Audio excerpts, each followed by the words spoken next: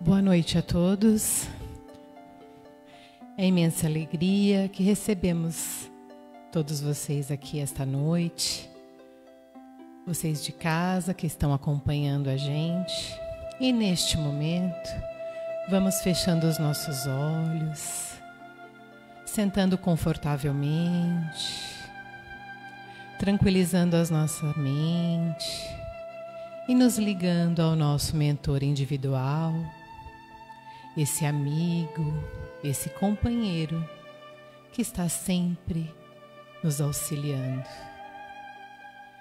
Vamos sentindo o seu abraço amigo, bem carinhoso, nos tranquilizando e nos doando essa energia boa que recebemos aqui. Vamos agradecendo a Joana, nossa mentora querida, e toda a equipe espiritual que preparou esse salão, preparou o ambiente, para nos receber com tanto carinho e amor nesta noite. Vamos avistando Maria de Nazaré, nossa mãezinha, ela que nos envolve em seu manto azul salpicado de estrelas e nos diz: tudo vai passar. E de mãos dadas a ela nos leva até o seu Filho, o nosso Mestre Jesus. Mestre querido, obrigada pelos seus ensinamentos, por não desistir de nós. E juntos a Ti, Mestre, nos leva até o Pai. Pai de infinita bondade, de amor supremo, obrigado por tudo que temos, por tudo que somos, pela oportunidade da reencarnação, por estarmos aqui reunidos mais uma noite em Teu nome. E com o coração cheio de gratidão, nós Te louvamos com a prece que Jesus nos ensinou. Pai nosso que estais nos céus, santificado seja o vosso nome. Venha a nós o vosso reino. Seja feita a vossa vontade, assim na terra como nos céus. O pão nosso de cada dia nos dai hoje. Perdoai as nossas ofensas, assim como nós perdoamos a quem nos tem ofendido. Não deixeis cair em novas tentações, mas livra, Senhor, de todos os males, porque é Teu reino, o poder e a glória para todos sempre. Que assim seja. E assim, harmonizados, vamos receber a equipe de passes para os tratamentos dessa noite.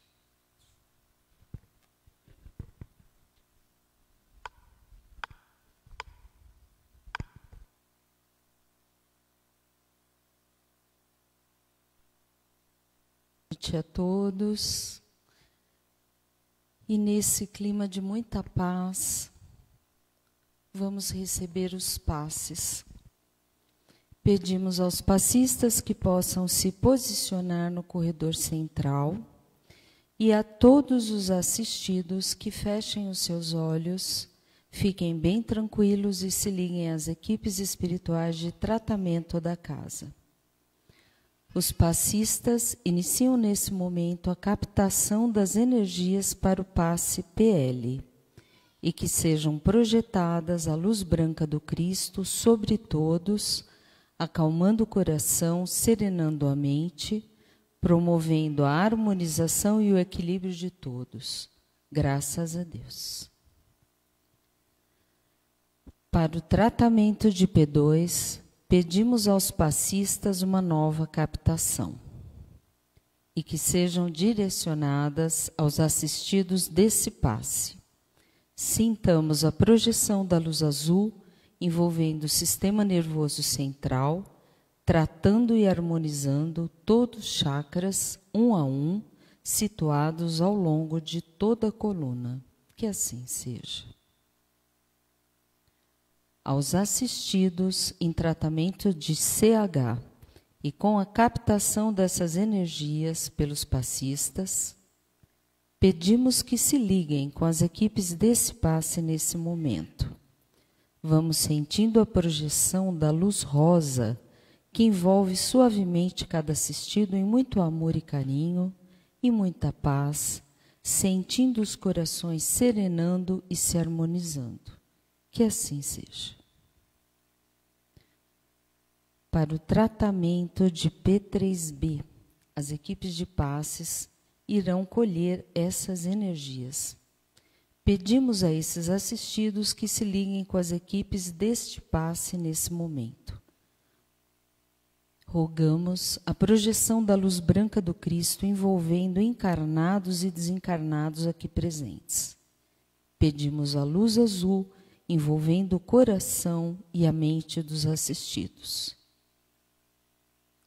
Pedimos a projeção da luz azul envolvendo o sistema nervoso central, periférico e neurovegetativo, uma luz rosa clara envolvendo o cardíaco para aumentar os bons sentimentos e amarelo no frontal para ter bons pensamentos, maior força de vontade e uma melhor ligação com o seu mentor individual. Vamos, neste momento, envolvendo cada assistido numa cúpula rosa clara brilhante da cabeça aos pés para que o tratamento se fixe até quando for necessário. Que assim seja. Captando as energias de P1 e P3A.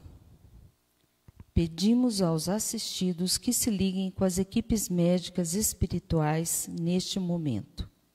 Os passistas irão depositar uma projeção da cor verde dessas equipes, envolvendo todo o organismo físico e espiritual dos assistidos, tratando onde for necessário. Vamos projetar as cores do arco-íris, envolvendo os assistidos para alcançarem o fortalecimento físico e espiritual que forem necessários. Que assim seja. Pedimos que todos nós, encarnados e desencarnados, sejamos envolvidos nas bênçãos amoráveis do Cristo Jesus e que cada assistido permaneça em cúpula protetora relativa ao seu tratamento até quando for necessário. Nos ligamos agora com as equipes espirituais do tratamento infantil, Meimei e Sheila, e uma nova captação dessas energias pelos passistas. Serão projetadas envolvendo todas as crianças em muito amor e carinho, trazendo-lhes paz e harmonia. Que assim seja. E assim agradecemos às equipes espirituais e de passes por todos os tratamentos realizados e convidamos a todos para abrirem suas mentes e corações para a palestra que a Eulina irá proferir. Que assim seja.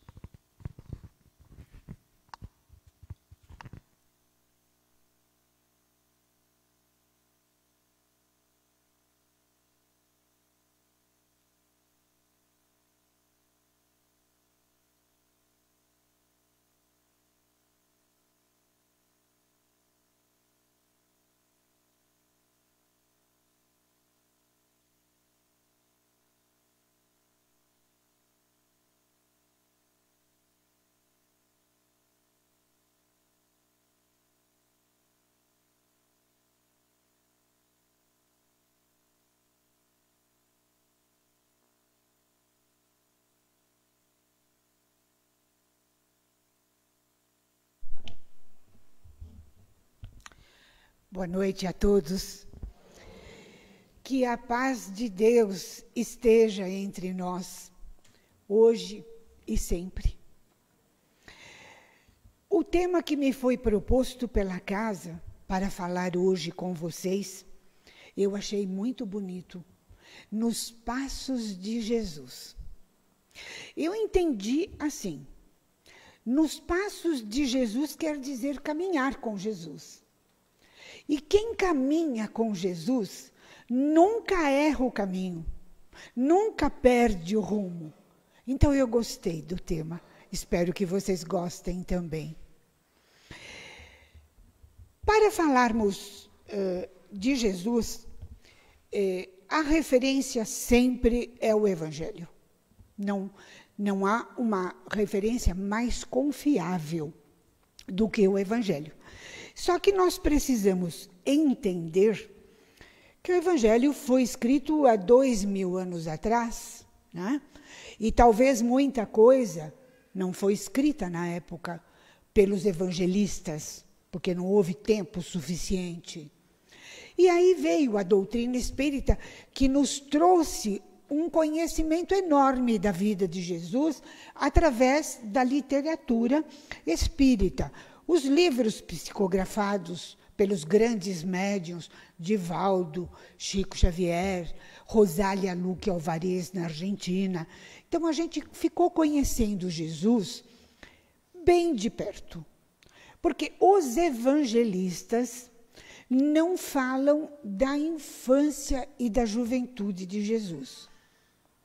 Mateus e Lucas falam do nascimento, da apresentação no templo, da perseguição de Herodes, e um deles fala até na fuga da família. João e Marcos falam de Jesus a partir do batismo no Rio Jordão, quando ele já estava com 30 anos. Mas os passos de Jesus começaram muito cedo. Os passos de Jesus começaram quando ele era muito novo e já tinha que trabalhar como ajudante na carpintaria do pai, José. Porque havia um costume judaico que o judeu que não passasse a sua profissão para o filho, não ensinasse a sua profissão para o filho, o estava criando para ser salteador de estradas. Ou seja, bandido. Então, os pais passavam. A gente vai ver na história mais tarde, Paulo de Tarso, que pertencia a uma família rica, mas era tecelão. Todos os judeus tinham um ofício. E era, geralmente, sempre artesanal, né, naquele tempo. Jesus trabalhava na carpintaria do pai arduamente, junto com os irmãos, né? Ele tinha mais irmãos. Só os filhos de José, com Débora, que faleceu, eram 5. E depois, com Maria, eles teriam mais 7 filhos. Uma prole de 12 filhos. E à medida que iam crescendo, iam entrando no batente. Iam trabalhando.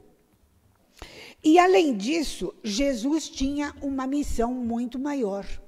Ele tinha que estudar e muito as Sagradas Escrituras. Como é que ele ia ser o Messias prometido das profecias judaicas se ele não conhecesse a história? Né? A história, a velha Bíblia, os textos dos profetas. Né? Ele conhecia tudo. Isso muito pequeno. Então, os passos dele começaram bem cedo. Quando ele fez 12 anos, os pais já se preocuparam com uma coisa muito importante que tinham que fazer com Jesus. Quando o menino judeu completava 12 anos de idade, ele passava pela cerimônia do Bar Mitzvah. É quando o menino judeu assume a sua responsabilidade social e religiosa. Ele passa a ser adulto na sociedade judaica, com 12 anos apenas. E então, as famílias que moravam em Nazaré e tinham filhos com 12 anos, se reuniram para irem até Jerusalém. Levar os seus filhos para a cerimônia do Bar Mitzvah. E, dependendo da família, era uma cerimônia muito linda no grande templo de Jerusalém, e depois as famílias Conforme a posse de cada uma, oferecia uma recepção para os parentes, os amigos. Né? E as famílias, então, se reuniram em Nazaré, um total de 46 pessoas, para fazer a excursão para Jerusalém, para o Bar Mitzvah de Jesus. E foram com as famílias que tinham filhos de 12 anos, a família de Salomé e Zebedeu, que eram pais de Tiago, de 12 anos, a mesma idade de Jesus, e ele seria mais tarde Tiago o maior, um dos mais queridos discípulos de Jesus. Né? E foram também 2 essênios que eram preceptores de Jesus, para acompanhar Jesus. Era uma data muito importante para ele, né? E foi aquele grupo grande de pessoas. E a viagem era muito difícil, porque era a pé, montanha abaixo. Nazaré ficava no alto, né, de uma montanha. A pé, debaixo de sol, debaixo de chuva, se chovesse, não tinha conversa, era a pé, não havia veículos naquele tempo. E todos iam a pé até a Samaria. Na Samaria, eles paravam porque havia uma estalagem pertencente a um essênio amigo de José e de Zebedeu, que também eram essênios e os 2 preceptores essênios também conheciam. Esse estalajadeiro permitia que as famílias essênias acampassem no quintal da propriedade. Eles armavam uma barraca, ele fornecia peles de animais cobertas, né, para as famílias se agasalharem, e oferecia uma boa sopa para todo mundo se alimentar. E todo mundo jantou, tomou a sopa e foram se acomodando, né, cada um na sua barraca, cada família tinha uma barraca. Menos Jesus. Jesus preferiu ficar fora, no relento, sentado num tronco de árvore, pensativo. Alguma coisa estranha estava acontecendo com ele naquele dia. Ele sentia uma inquietação, como se uma coisa fosse acontecer, uma coisa importante, mas ele não sabia o que era. E ele está ali sentado naquele tronco de árvore, admirando aquele céu maravilhoso, estrelado da Palestina, naquela noite de lua cheia que ele adorava. Ele está ali, refletindo, né? E nisso o seu pai sai ao seu encalço, chega para ele e diz: Jesus, venha ver o presente que Jeová nos trouxe nesta noite. Aí Jesus pensa, falou, nossa, será que é isso que ia acontecer? Ele segue o pai. E entram na barraca de Salomé. E quando Jesus chega na porta de entrada, ele já vê que Salomé está com um bebezinho no colo. Ela tinha acabado de dar à luz. Ela estava no final da gravidez e não aguentou chegar em Jerusalém. Deu à luz ali naquela barraca. E Jesus vê aquela criança, ele olha, aquela criança ruiva, de olhos azuis, ele fica encantado. E ele entra muito emocionado, as lágrimas correndo. Ele vira-se para a criança e diz, João, há quanto tempo eu te esperava? Você demorou tanto para chegar, João. E pega o bebê nos braços e começa a embalá-lo com todo o amor. João, irmão de Tiago, seria o evangelista João, mais tarde, o discípulo mais jovem de Jesus. E dizem que também o mais querido, que foi praticamente criado por Jesus, né? Na vizinhança da sua casa. E ele fica muito emocionado. Ele pega, então, a criança começa a embalá-la, olha para ela e diz: João, vai ser nos meus braços que você vai entrar pela primeira vez naquele templo sagrado de Jerusalém. A criança não entendeu nada. A criança não entendeu nada. Os pais entenderam.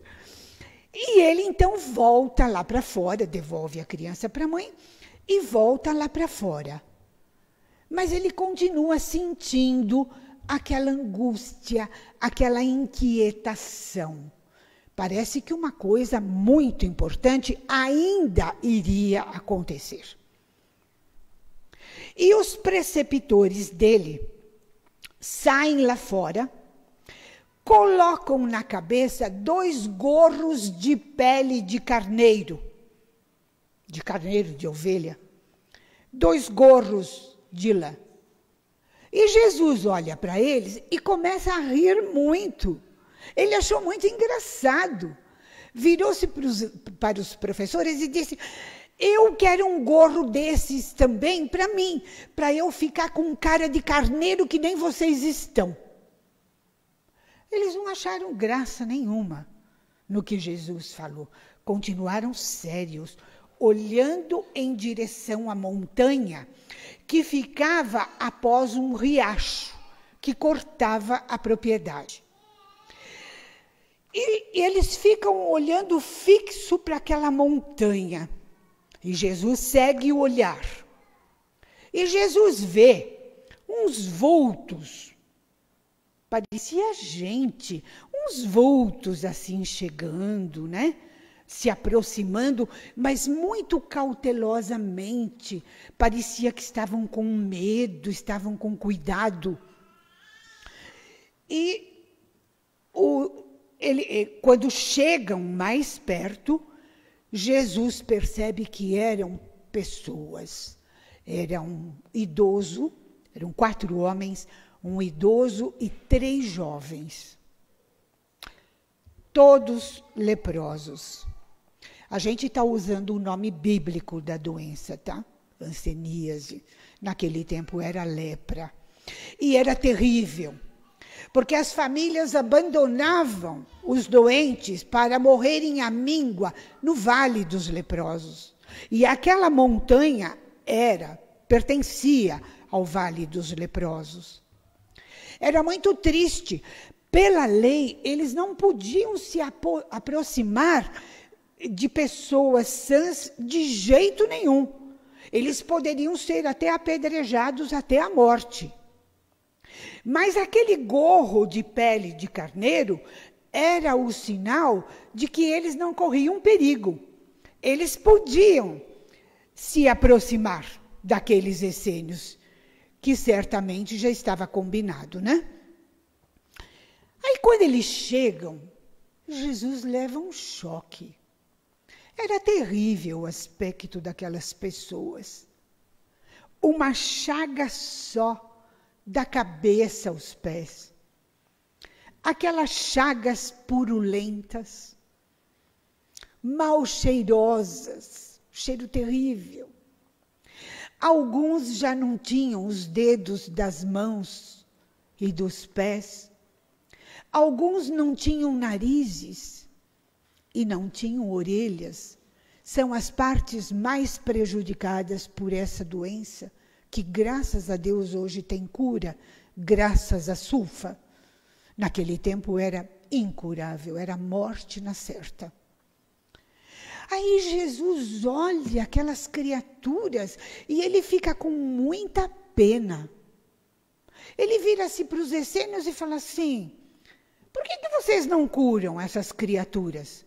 Vocês não são terapeutas essênios? vocês podem curá-los. E os essênios pensaram, não podemos, como você, nós não podemos.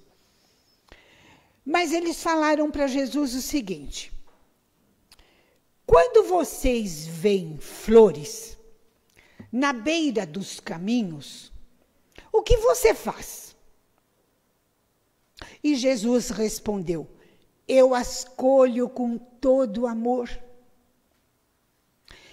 E quando você vê numa árvore um ninho de passarinho ameaçado de cair da árvore, Jesus disse: eu subo na árvore, arrumo o ninho dos passarinhos, coloco no lugarzinho certo, seguro, e só depois eu desço. Aí os essênios dizem para ele: por que você então não cura essas pessoas? Você não colhe essas criaturas como se fossem flores à beira do caminho? Por que você não as cura como se fossem ninhos de passarinho a serem arrumados no ninho? E Jesus cai no chão, adormecido. Foi uma coisa instantânea. E os 4 leprosos também caem. Deitam-se no chão, amontoados um no outro. Era uma imagem tão terrível que não dava nem para ver onde um começava, onde o outro terminava. Aquele amontoado de pessoas doentes, muito triste. E Jesus adormece. Porque tinha o seguinte: Jesus fez centenas e centenas de milagres, ainda no colo da sua mãe. Quando ele era criança, entre os essênios, ele sempre fez muitos milagres, mas era dessa forma: ele sempre adormecia, os mentores chegavam e tiravam de Jesus os elementos que precisavam para a cura. O magnetismo, o ectoplasma, as energias físicas, né? E faziam a cura.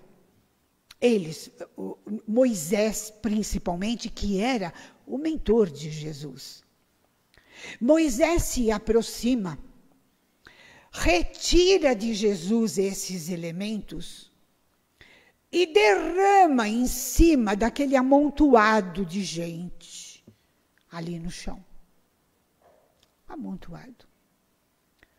E Jesus está dormindo, inconsciente. Não sabe o que está acontecendo. E os essênios percebem que a pele daquelas criaturas vai clareando, as feridas vão sumindo, eles ficam com a pele limpa como marfim, sem mau cheiro, sem pluridos, limpos e nus. Aí o que os essênios fazem? Levam os ex-doentes até o riacho, porque tinha que banhá-los e procurar roupas limpas na hospedaria, na estalagem. E eles então ficam novos, né? Limpos, com roupa limpa, trocados, e se aproximam, e nisso Jesus acorda e não entende nada do que tinha acontecido. Ele não entende, ele não percebeu o que tinha acontecido. Mas a partir desse milagre, quando ele passasse pela cerimônia do Bar Mitzvah, ele seria encaminhado para um santuário essênio, e aí sim, ele próprio faria as curas com as suas próprias mãos. Ele usava muito as mãos. Ele usava muito as mãos para curar. Um dia perguntaram para ele: o que você faz se você encontrar um bando de doentes abandonados, jogados na beira do caminho? Jesus disse: eu sei o que eu faço. Eu fecho meus olhos, eu estendo as mãos e peço a Deus com toda a força do meu coração que os cure, que os salve. E eles se salvam. Era assim que ele faria, a partir da cerimônia do Bar Mitzvah. Aí tiveram que ficar mais uns dias na hospedagem, na hospedaria, para que Salomé se recuperasse do parto e pudesse caminhar montanha abaixo, né, carregando o bebezinho no colo. Eles atrasaram uns dias, 3 dias, e depois seguiram viagem. E quando chegam no grande templo judaico, Jesus fica muito impressionado. Fazia muito tempo que ele não ia no grande templo judaico. Ele tinha ido muito pequenininho para ser apresentado ao templo. Os bebês deveriam ser apresentados ao templo judaico. E não é que ele entra com o menininho João nos braços no templo. Foi com João nos braços que eles entraram no templo de Jerusalém, no sagrado templo de Jerusalém, o sagrado templo da história do povo judeu, cujo primeiro tinha sido construído por Salomão, o 3º rei de Israel, o mais grandioso de todos, o maior estadista que o mundo já viu, Salomão. Depois esse templo foi destruído e reconstruído novamente, depois de uma grande guerra. E Salomão já tinha morrido há 1000 anos. E Jesus entra com o bebê nos braços, todo feliz para a cerimônia do Bar Mitzvah. Mas aí ele é visto por 2 essênios que sabiam muito bem quem era aquele menino. José de Arimateia e Nicodemos ben Nicodemos. Eram essênios importantes. Eles eram membros do Sinédrio judaico, uma espécie de juízes da época, né?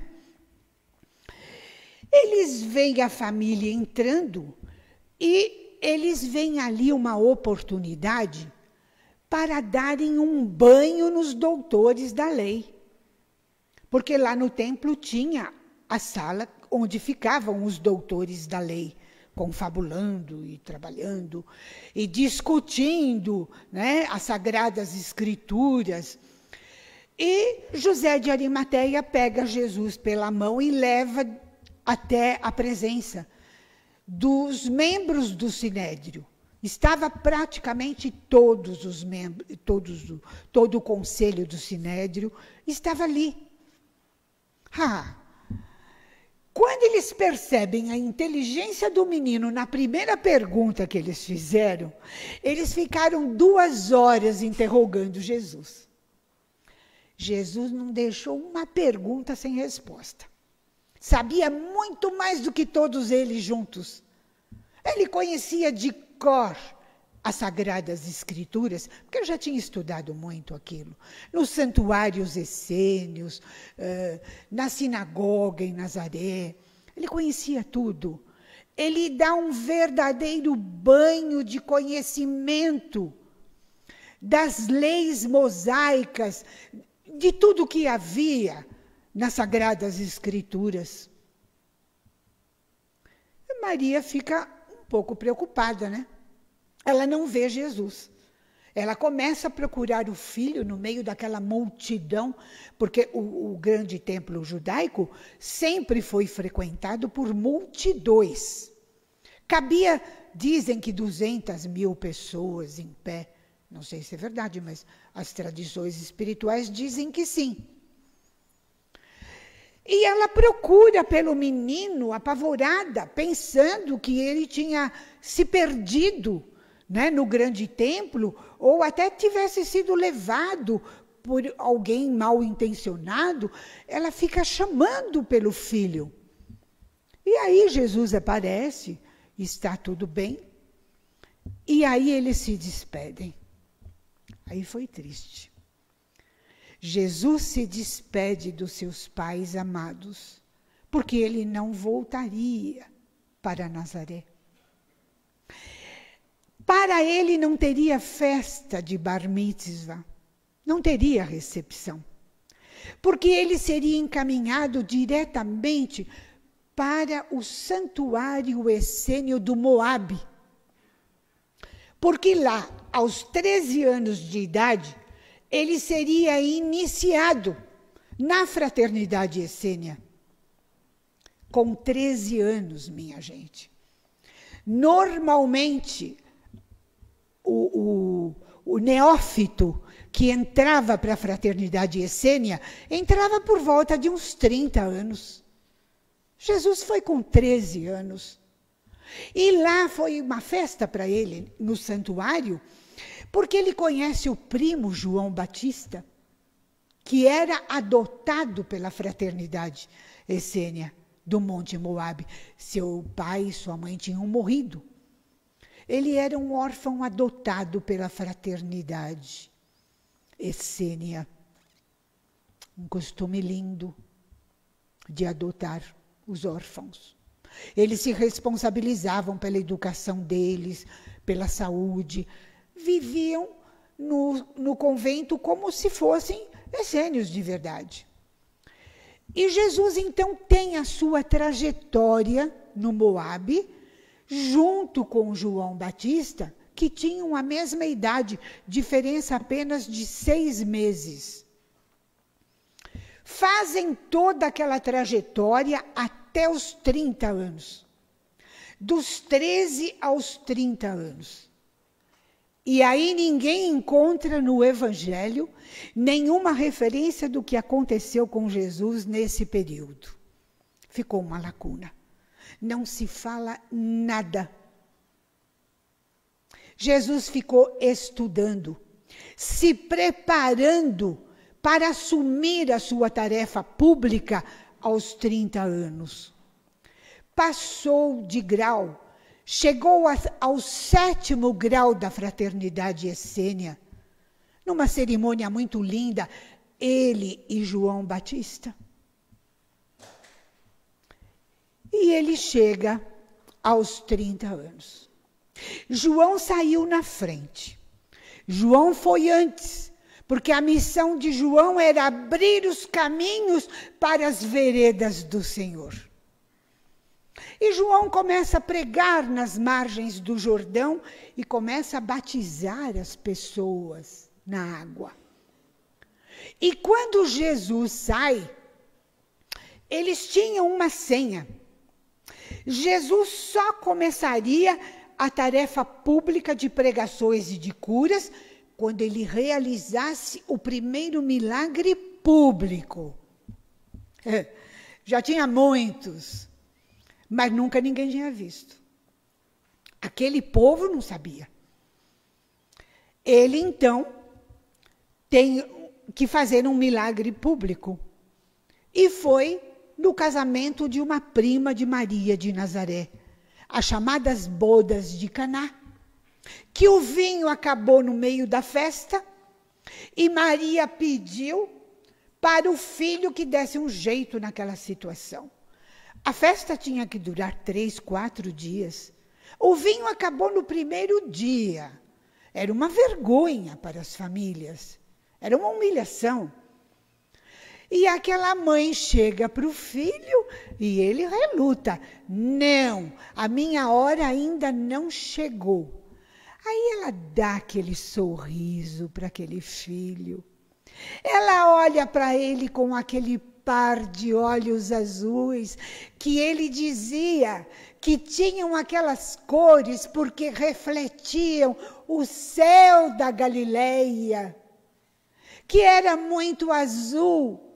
E no entardecer ganhava reflexos lilazes e violeta, como os olhos da mãe dele. Ela derrama aquele olhar e aquele sorriso, Que filho resistiria? Ele manda que os empregados tragam, né, as ânforas com água e transforma a água em vinho. Talvez ele tenha fluidificado aquela água. Talvez aquela água não tenha sido transformada em vinho. Talvez ela tenha tido o aspecto, a cor e o cheiro de vinho, mas não era vinho, era água fluidificada. Porque os convidados ficaram maravilhados com a qualidade daquele vinho servido depois que o outro vinho tinha acabado. O vinho ruim tinha acabado e deixaram o melhor para o final da festa.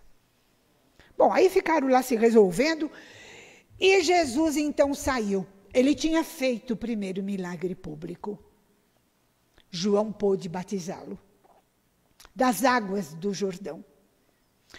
E nisso, na hora do batismo, uma pomba desce do alto e pousa no ombro de Jesus, e se ouve uma voz que diz: eis aí o meu filho bem-amado, em quem me complazo. Deus estava feliz que o seu filho estava sendo batizado para começar a sua tarefa pública de pregações e de curas, que não pararia mais durante 3 anos até a sua morte. Começou aos 30 anos. A tarefa durou 3 anos e ele morreu aos 33 anos. O número 3 é muito cabalístico. Significa o triângulo sagrado da justiça. E o lema: liberdade, igualdade, fraternidade. Esse é o significado do número 3, que foi tão presente na vida de Jesus. A humanidade nunca mais foi a mesma depois da passagem do Rabi Jesus de Nazaré. Por onde ele passava, os cegos voltavam a ver a luz do dia. Os paralíticos abandonavam as muletas e andavam. Os tuberculosos deixavam de tossir golfadas de sangue. E os leprosos ficavam com a pele limpa como marfim. Isso era contumaz na vida de Jesus. Ele curava, sim, as feridas do corpo. Mas ele curava principalmente as feridas da alma, quando ele perdoava os pecados alheios. Mas ele nunca assumiu nenhuma cura, nenhum perdão. Ele dizia para a pessoa: tua fé te salvou, tua fé te curou, vai e não peques mais. Ele condicionava a cura à regeneração da pessoa perdoada. E isso foi em frente durante 3 anos. Foram 3 anos de glória para aquele povo tão sofrido, que vivia sob o jugo do Império Romano. Muitos como escravos. Era uma vida muito difícil. E Jesus seguiu os seus passos, um a um, até subir o alto do Gólgota e ser pregado numa cruz. Foi esse o fim do maior espírito que a terra já recebeu. O Rabi Jesus de Nazaré, o maior espírito que a terra já viu e já verá. Nunca mais haverá um Rabi como Jesus de Nazaré. Então, meus amigos, vamos continuar seguindo os passos de Jesus. Vamos continuar caminhando com ele. É como eu disse no começo, nós nunca vamos errar o caminho.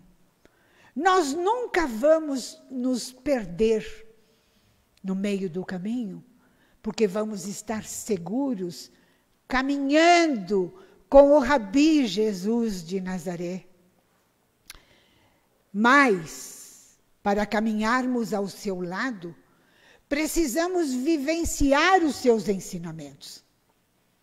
Temos que ter uma vida digna para merecermos a cura, o perdão, a companhia de Jesus. Olha, hoje, por exemplo, ele está aqui. Ele está aqui no meio de nós. Ele disse que onde houvessem 2 ou mais pessoas em nome dele, ele estaria presente. Olhe quanta gente nós somos nessa noite. Com certeza Jesus está aqui, sentado ali naquela cadeira. É muito bom seguir Jesus. Mas para isso temos que merecer, como eu disse. Então, meus amigos, vejam bem. Quando vocês encontrarem centenas e centenas de pessoas abandonadas nas ruas, principalmente de São Paulo, que virou moradia de famílias inteiras. As pessoas em situação de rua em São Paulo se constituem de muitas famílias que não puderam mais pagar o aluguel e foram para a rua.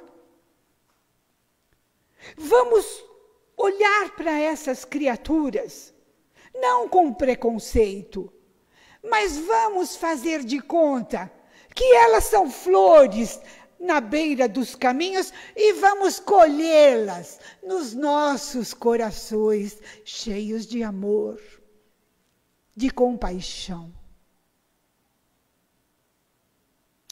Se nós acharmos que elas parecem aves sem ninho, vamos agasalhá-las no nosso coração, para que elas sintam um pouco de conforto, um pouco de amor. Uma marmita, uma roupa usada, um agasalho é muito importante para esses nossos irmãos em situação de rua. E quando nós vermos pessoas doentes, às vezes largadas por aí, às vezes as pessoas não têm seguro-saúde, não têm vaga no SUS. Morrem muitas pessoas nos corredores dos hospitais. Quando nós vermos essas pessoas, não vamos julgá-las. Vamos fazer o que Jesus faria. Vamos estender as nossas mãos. Vamos fechar os nossos olhos e vamos pedir a Deus, com toda a força dos nossos corações, que as salve, que as cure. Em nome de Jesus, o nosso amado Mestre. Muita paz, muito amor.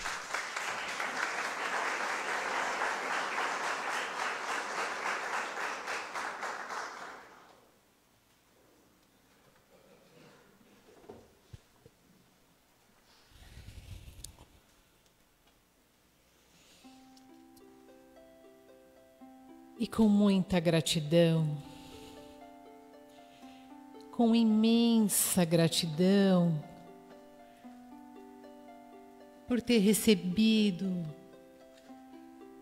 essa mensagem tão abençoada que é os passos de Jesus, que a nossa querida Eulina trouxe hoje. Quantos ensinamentos! Vamos sair daqui alimentados deste amor do Mestre Jesus. A nossa gratidão a Eulina, a nossa gratidão ao doce Rabi da Galileia. E te pedimos, Mestre, que continue curando, trazendo a cura para este planeta, para todos aqueles que precisam de Ti. Nunca precisamos tanto do Seu amor, da Sua luz. E neste momento pedimos ainda mais vibrações para o nosso Brasil, Mestre. Envolva a nossa pátria, porque nós somos sim a pátria do Evangelho, o coração do mundo. Leve a cada um dos seus brasileiros o lenitivo necessário, o amor, a cura da alma. Vamos doar as nossas melhores vibrações de amor, de saúde, de paz, junto a esse Mestre querido, porque queremos sim seguir os seus passos. E junto a Ti voltaremos aos nossos lares com toda a proteção, com todo o amor, na certeza que fomos curados na alma, no coração. A nossa gratidão eterna a Jesus, a Deus, nosso Pai. Que assim seja.